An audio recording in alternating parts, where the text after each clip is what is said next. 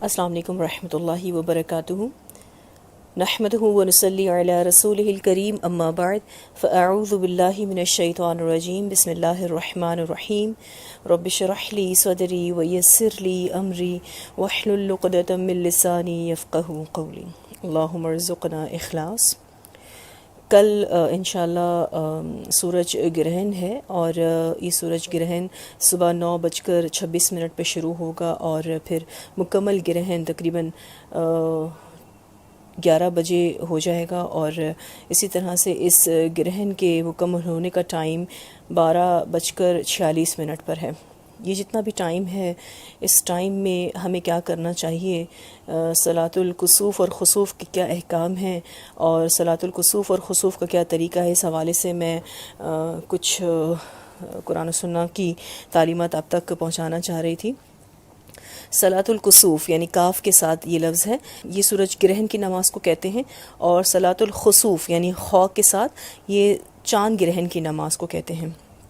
اس بارے میں ایک روایت آتی ہے، سیدنا ابو مسعود انصاری رضی اللہ تعالیٰ عنہ کہتے ہیں کہ رسول اللہ صلی اللہ علیہ وسلم نے فرمایا، بے شک سورج اور چاند اللہ کی نشانیوں میں سے 2 نشانیاں ہیں، اللہ تعالیٰ ان دونوں کے ذریعے اپنے بندوں کو ڈراتا ہے، اور یقینی بات ہے کہ یہ دونوں کسی شخص کی موت پر گرہن نہیں ہوتے، چنانچہ جب بھی تم ان میں سے کسی کو گرہن لگتا دیکھو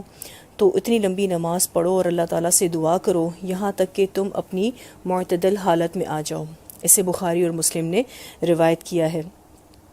ابو موسیٰ رضی اللہ تعالیٰ عنہ سے مروی ہے کہ ایک بار سورج گرہن ہو گیا تو رسول اللہ صلی اللہ علیہ وسلم گھبرا کر کھڑے ہوئے، کہیں قیامت قائم نہ ہو گئی ہو، تو آپ صلی اللہ علیہ وسلم مسجد میں تشریف لائے اور خوب لمبے قیام، رکوع اور سجدے کے ساتھ نماز پڑھائی۔ میں نے اس سے پہلے آپ کو کبھی اتنی لمبی نماز پڑھاتے ہوئے نہیں دیکھا تھا۔ اس وقت آپ صلی اللہ علیہ وسلم نے فرمایا تھا، اللہ تعالیٰ کی طرف سے بھیجی ہوئی یہ نشانیاں کسی کی موت یا زندگی کی وجہ سے رونما نہیں ہوتیں، البتہ اللہ تعالیٰ ان کے ذریعے سے اپنے بندوں کو ڈراتا ہے، چنانچہ اگر تمہیں اس قسم کی کوئی نشانی نظر آئے تو فوری طور پر ذکر الہی، دعا اور استغفار میں مگن ہو جاؤ۔ اسے بخاری اور مسلم نے روایت کیا ہے۔ صحیح بخاری اور مسلم اور دیگر کتب سنت کی اس تعلق سے احادیث کا خلاصہ یہ ہے کہ دور نبوی صلی اللہ علیہ وسلم میں ایک مرتبہ آپ صلی اللہ علیہ وسلم کے بیٹے ابراہیم کی وفات کے موقع پر گرہن ہوا، جس پر لوگ کہنے لگے کہ ان کی وفات کی وجہ سے ایسا ہوا ہے، کیونکہ جاہلیت میں یہ عقیدہ رکھا جاتا تھا کہ کسی بڑی شخصیت کی پیدائش یا موت پر ایسا ہوتا ہے، چنانچہ آپ صلی اللہ علیہ وسلم نے ان باطل عقائد کی تردید کی۔ یہ سنت مؤکدہ ہے، ہم سب کو اس سنت کی طرف آنا چاہیے۔ شیخ ابن عثیمین رحمہ اللہ فرماتے ہیں کہ مستحب سے زیادہ واجب کا قول قوی ہے، البتہ فرض کفایہ کے طور پر واجب ہے، یعنی یہ اتنی اہم سنت ہے کہ کچھ علماء اسے واجب کا درجہ دیتے ہیں۔ وہ کہتے ہیں کہ آپ صلی اللہ علیہ وسلم نے فرمایا، فَإِذَا رَأَيْتُمُوهَا فَقُومُوا فَصَلُّوا، جب انہیں گرہن ہوتا دیکھو تو نماز کے لیے کھڑے ہو جاؤ۔ یہ بخاری کی روایت ہے۔ چونکہ اس حدیث میں فعل امر ہے، یعنی حکم دیا جا رہا ہے، اس لیے علماء کہتے ہیں کہ یہ بہت اہم صورت ہے اور یہ واجب کا درجہ رکھتی ہے، لیکن بحالت مجبوری کوئی ادا نہ کر سکے تو اس پر گناہ نہیں ہے، کچھ لوگ بھی ادا کریں تو سب کی طرف سے ادا ہو جاتا ہے۔ نبی اکرم صلی اللہ علیہ وسلم نے اسے باجماعت ادا فرمایا۔ اس نماز کے لیے کوئی اذان اور اقامت نہیں، البتہ اعلان کیا جاتا ہے۔ اس بارے میں روایت آتی ہے، سیدنا عبداللہ بن عمر رضی اللہ عنہما سے روایت ہے کہ جب سورج گرہن ہوا تو آپ صلی اللہ علیہ وسلم نے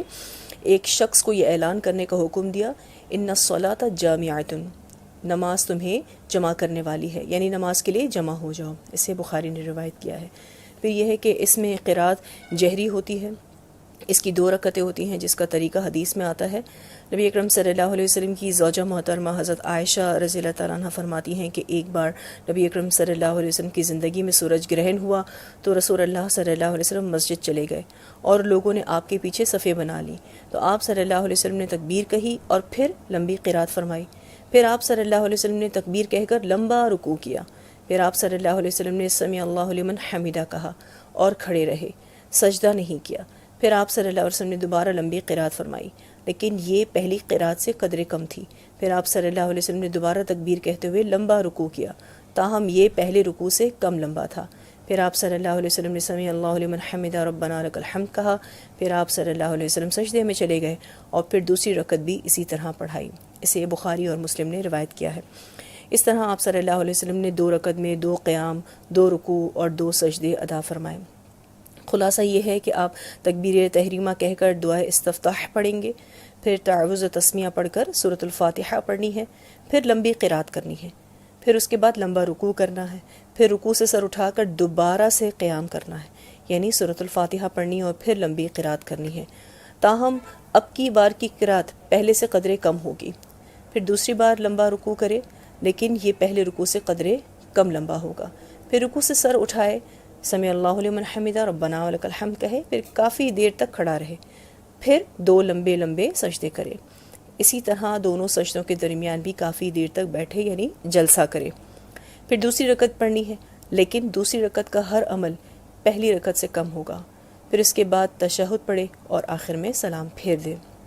باجماعت نماز میں خواتین شریک ہو سکتی ہیں، اس کے علاوہ عورت گھر پر بھی اکیلے نماز پڑھ سکتی ہے، اور مرد حضرات بھی اگر مساجد میں اس کا اہتمام نہیں تو گھر میں اس کو ادا کر سکتے ہیں۔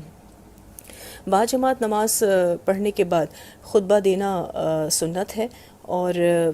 نبی اکرم صلی اللہ علیہ وسلم نے جو خطبہ دیا اس کا خلاصہ جو حدیث میں ہمیں ملتا ہے وہ یہ ہے، آپ صلی اللہ علیہ وسلم نے جاہلیت کے مذکورہ بالا اعتقاد کی نفی فرمائی جو میں نے آپ سے ذکر بھی کیا، اور فرمایا کہ اللہ تعالیٰ سے بڑھ کر کوئی غیرت والا نہیں امت محمد، اور اسے شدید غیرت آتی ہے کہ اس کا بندہ یا بندی زنا کرے۔ پھر اللہ کی قسم جو کچھ مجھے معلوم ہے اگر تمہیں معلوم ہو جائے تو بہت زیادہ روگے اور بہت کم ہنسو گے۔ پھر آپ صلی اللہ علیہ وسلم نے بیان فرمایا کہ جو میں نماز میں آگے بڑھا تھا اور پھر پیچھے ہٹا تھا، ایسا ہوا تھا کہ آپ صلی اللہ علیہ وسلم نے جب یہ صلاۃ الکسوف پڑھائی تھی تو ایک مرتبہ آپ آگے بڑھے تھے اور ایک مرتبہ پیچھے ہٹے تھے، تو آپ صلی اللہ علیہ وسلم نے بتایا کہ جو میں نماز میں آگے بڑھا تھا اور پیچھے ہٹا تھا تو مجھے جنت دکھائی گئی، قریب تھا کہ میں اس کا کوئی پھل اٹھا لوں، اگر اٹھا لیتا تو تا قیامت وہ باقی رہتا، اور اس طرح سے جہنم کی آگ کی لپٹیں دیکھیں تو ڈر گیا، خطرناک ترین منظر میں نے دیکھا تھا۔